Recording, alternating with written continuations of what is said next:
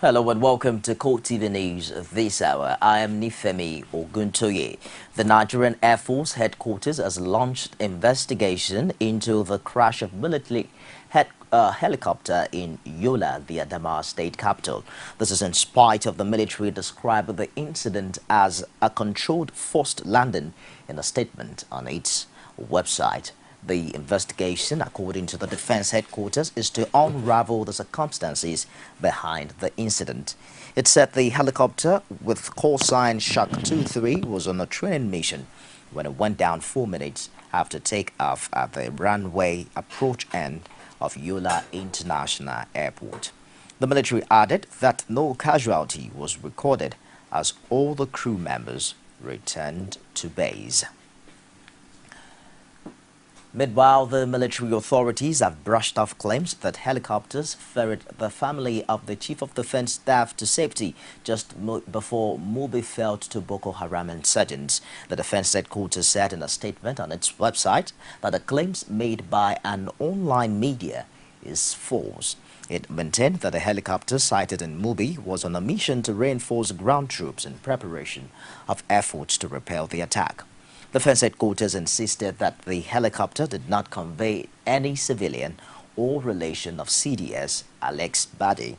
It also advised that the mass media to beware of lifting stories on the military from online media, which it described as the main channel of disseminating falsehood on the operations of the military.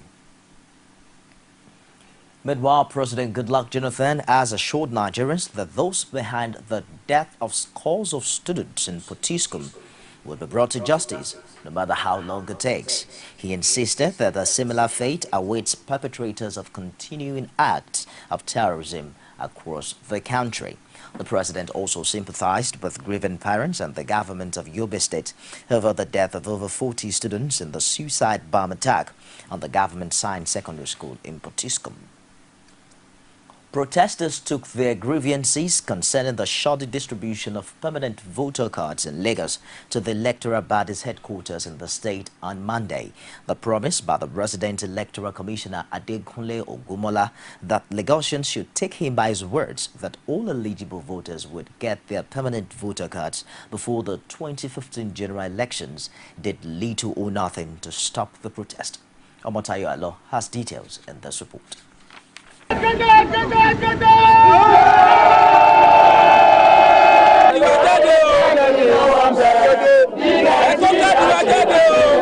This is a testimony of the rage that has trailed the permanent voter cards distribution exercise in Lagos from its commencement. None of the original 3 days slated for the exercise has gone without hitches. These protesters were clearly not pleased with the conduct of the exercise. For this human rights activist, Declan Ikere, the country has gone past the era of unfolding and watching events as they unfold.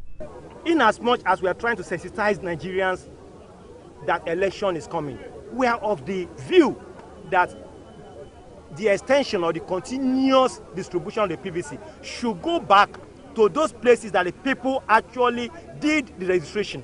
That will go a long way to showcase that INEC is not short-staffed. The resident electoral commissioner explains the challenges faced by the electoral body and promised a way out when he was confronted by the leaders of the protest. What we are planning to do in the 11 local governments, after the distribution of the permanent voters card, come Wednesday, we'll start with the continuous voter registration. Meaning that if for any reason you registered in 2011 and your name is not on our electronic voters register, you have another opportunity of re-registering. Okay. If you are 18, if you were 18 in 2011, but you did not have the opportunity of registering in 2011, you have the opportunity of registering. If you are not 18 in 2011 and you have matured into the voting age, you have the opportunity of registering. So what it means is that we are going to have a robust registration, right? So that at the end of the day, all eligible voters will be captured on our database. The explanation did not, however, stop the protesters from arguing their challenges with the resident electoral commissioner. We have been on the field as a civil society organization, monitoring the progress and otherwise of your exercise. And so far, so good, we are not satisfied. It's a total dismal. In my ward, collection of PVC has not taken off as of now. Honestly, INEC regrets what is happening. It was our intention to showcase ourselves. I think you get it. But I don't want to give excuses. We have regretted it, right? And we are trying to make amends. The outcome of the decision reached with the electoral commissioner was, however, taken with a pinch of salt by all the protesters, who all the same dispersed with a vow to come back again if their grievances are not treated urgently. Major information is that registrations and collection of PPC will not stop today or tomorrow. It's ongoing exercise. That when they move away from the polling unit, they will move to the local government. So you go to your ward headquarters, INEC headquarters, to collect your PPC. It's ongoing. They are not going to stop it until February next year. So no negotiation will be decentralized.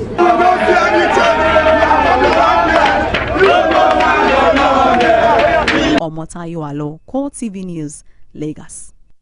Despite HETI's trailing the collection of the permanent voter cards by the Independent National Electoral Commission in 9 states across the Federation, some civil groups have staged a sensitization forum in Ogun State to enlighten the electorate on the importance of the exercise.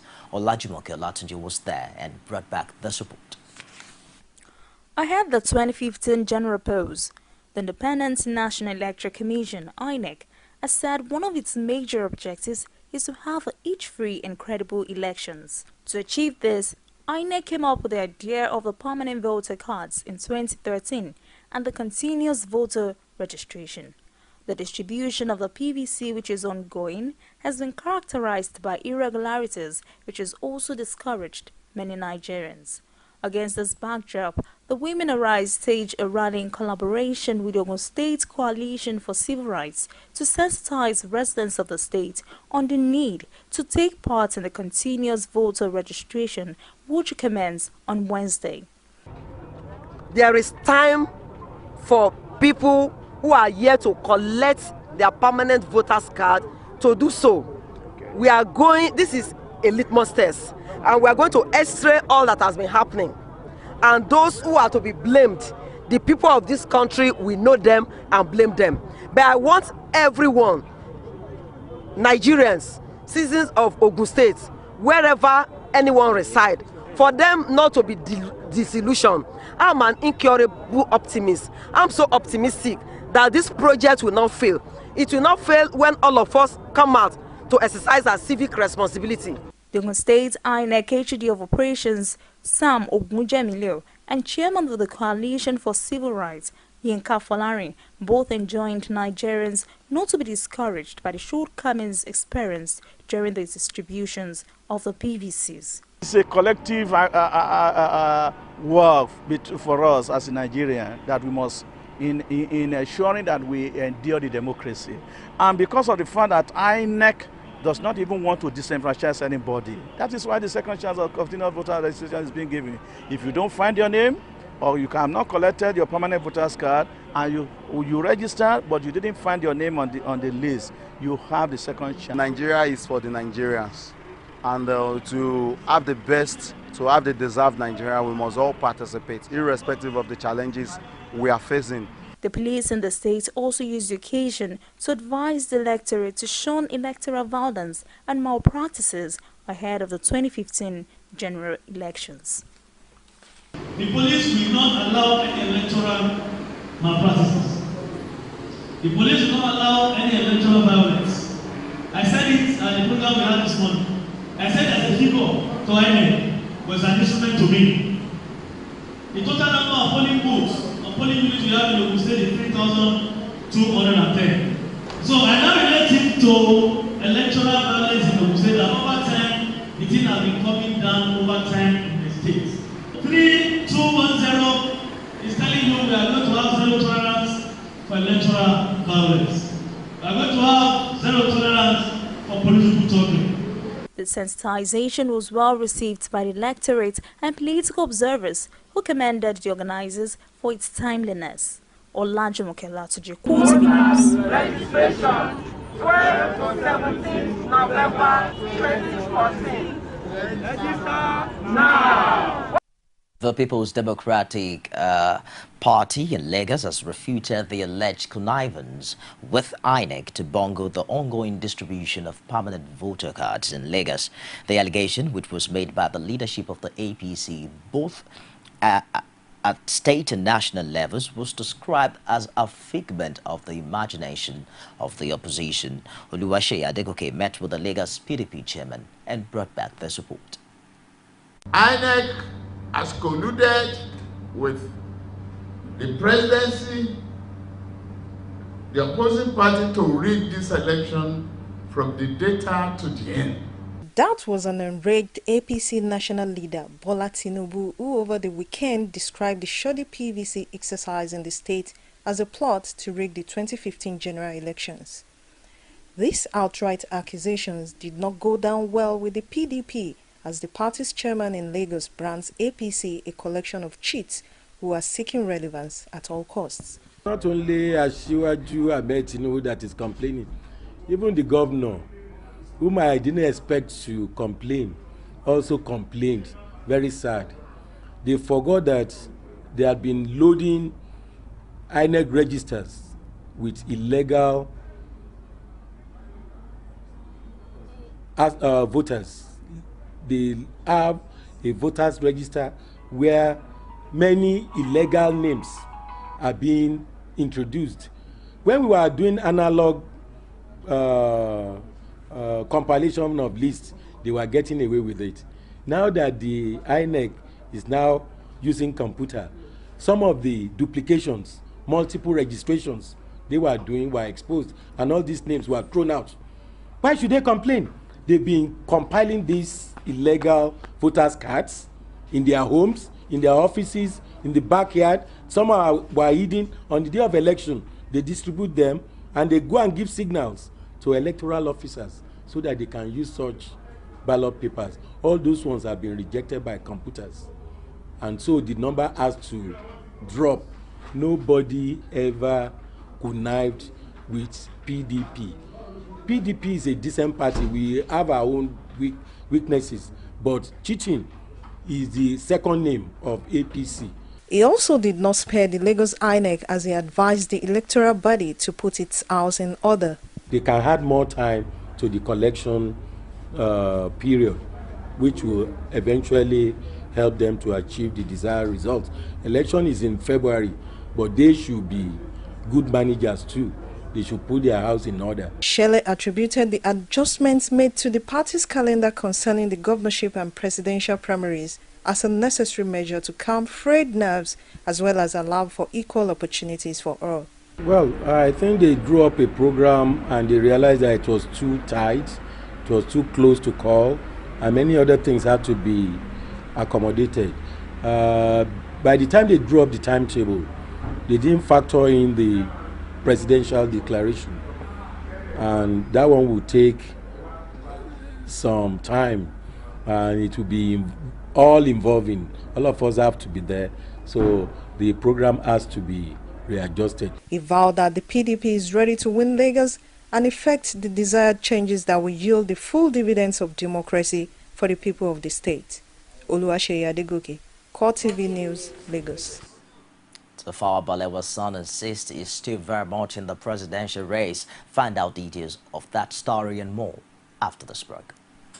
There is an Ebola virus epidemic in some West African countries. The Nigerian government wants you to be aware and watch out against the spread of Ebola in your community.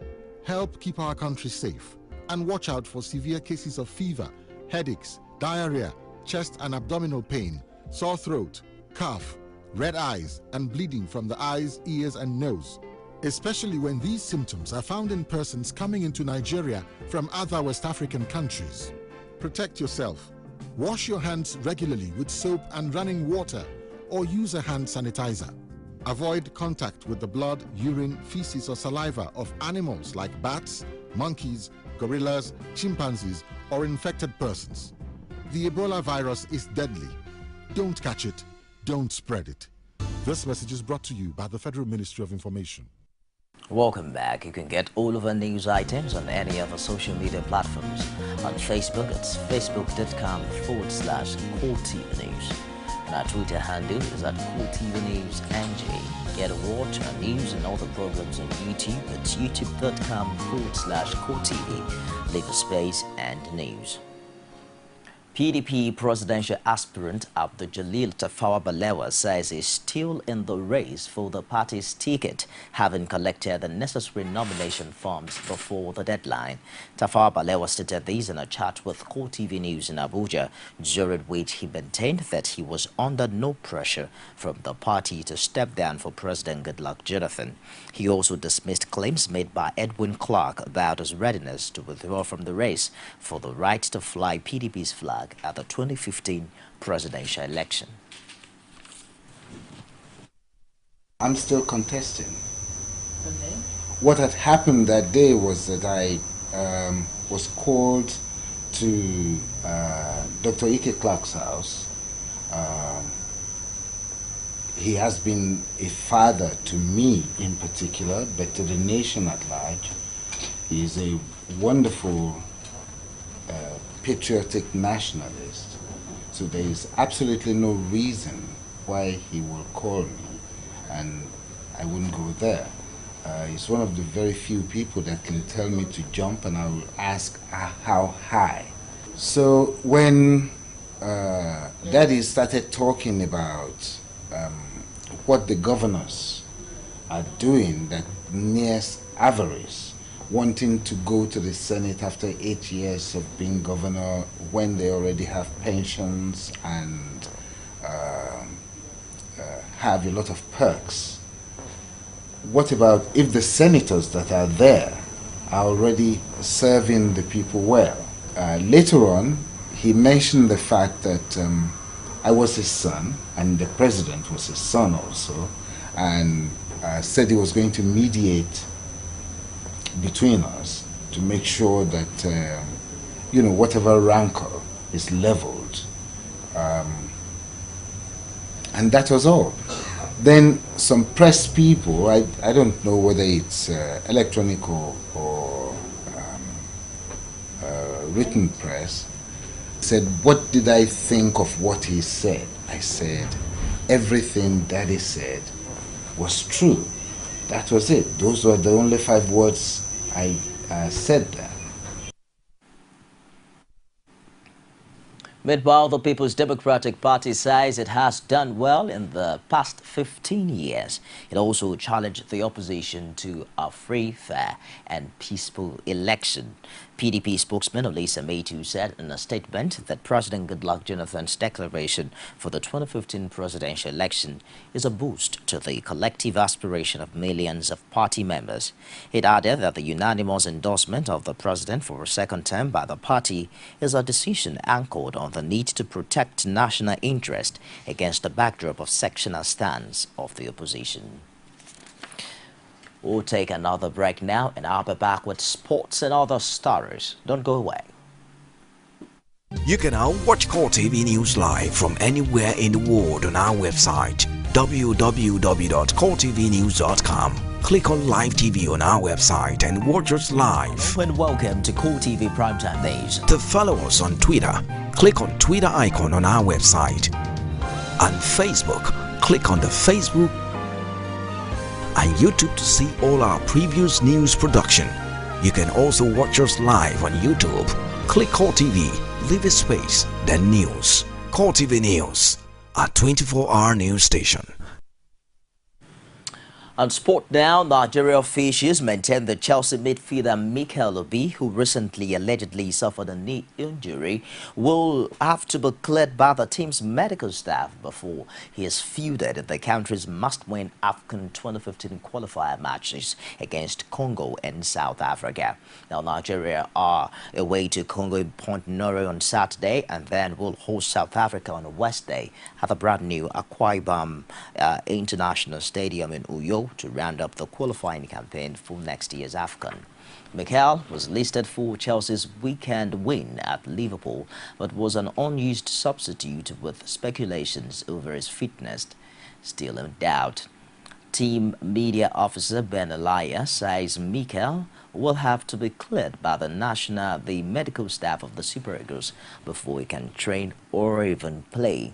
Mikel, who is expected to join the Eagles training camp in Abuja today, last played in a 2-1 win against Shrewsbury Town in a League Cup clash on October 28, where he picked up a knee injury. Outside Nigeria now, 2 Israelis have been killed in separate knife attacks in Tel Aviv and the occupied West Bank. The first attack in Tel Aviv targeted a soldier. A Palestinian from the West Bank city of Nablus was arrested. An Israeli woman was later stabbed to death near the Alon Shuf Jewish settlement in the West Bank. The assailant was shot by a security guard. The stabbings came at a time of heightened tension between Israel and the Palestinians. At the weekend, Israeli Arabs threw stones at police in mainly Arab towns in Israel after police shot dead a young Arab man who had attacked them with a knife. Prime Minister Benjamin Netanyahu has vowed to crack down on the violence. And that wraps it this hour on CoreTV News. Do join us again at the top of the hour for more stories. I'm Nifemi Oguntoye. Thanks for being there.